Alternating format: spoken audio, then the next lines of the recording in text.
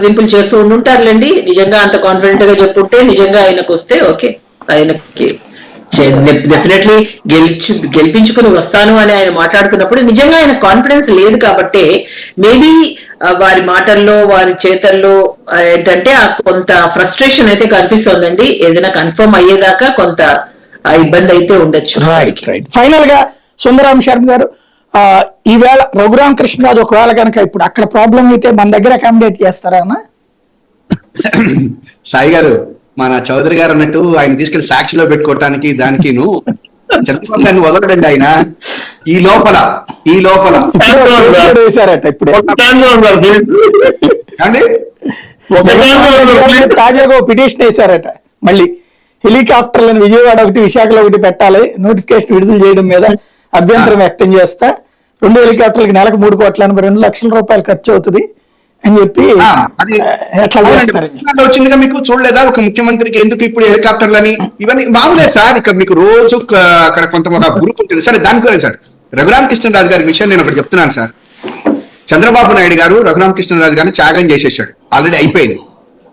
ఇంకోటి కూడా ఏంటంటే రఘురామ కృష్ణరాజు గారి విషయంలో నేను ఒకటే చెప్తా ఉన్నా, ఆయన చేసినటువంటిది ఈ దేశ రాజకీయాల్లో రాజనారాయణ అని చెప్పనని ఇందిరాగాంధీ మీద పోటీ చేసినటువంటి ఆయన ఒకడు ఉండేవాడు. ఒక్కసారి గెలిచాడు ఆయన కూడా, రఘురామ కృష్ణరాజు లాగా ఎమ్మెల్యేగా, ఆ రకమైన ఎంపీగా.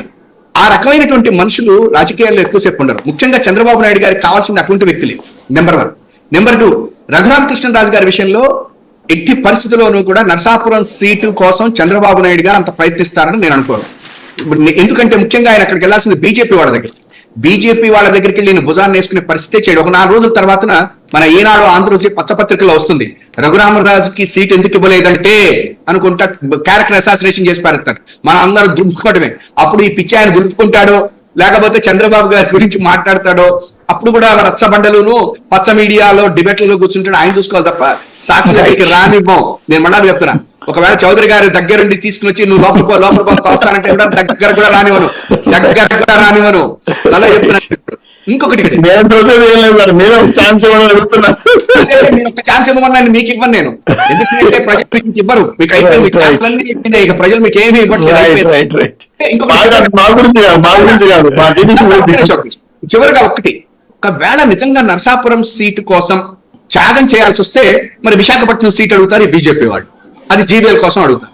మరి చంద్రబాబు నాయుడు గారు తన కుటుంబాన్ని త్యాగం చేస్తాడా? చేయడు. తన కుటుంబాన్ని త్యాగం చేయకుండా నేను పరిపూర్ణానంద స్వామి గారు బ్రహ్మాండంగా మాట్లాడాడు. కరెక్టే, త్యాగాలందరూ చేయాలి. ఎవరి కోసం? వాళ్ళ కుటుంబాల కోసం. వీళ్ళు మాత్రం చెయ్యరు. కాబట్టి ఈ త్యాగాలందరూ మిగతా వాళ్ళు చేయిస్తాడు, కానీ చంద్రబాబు నాయుడు తన కుటుంబాన్ని చేయడు. ఆయన పరిపూర్ణానంద గారు చెప్పినట్టుగా అదే జరుగుతుంది. రఘురామ కృష్ణరాజు యొక్క జీవితం, రాజకీయ జీవితం నేను ఎప్పుడో చెప్పా, collapse closed by Chandrababu Naidu only. ఎవరు కాదు దీనికి కర్త కర్మ క్రియ మొత్తం కూడా చంద్రబాబు నాయుడు గారే. ఏ పార్టీ కాదు, ఏ నాయకుడు కాదు. రఘురామ కృష్ణరాజు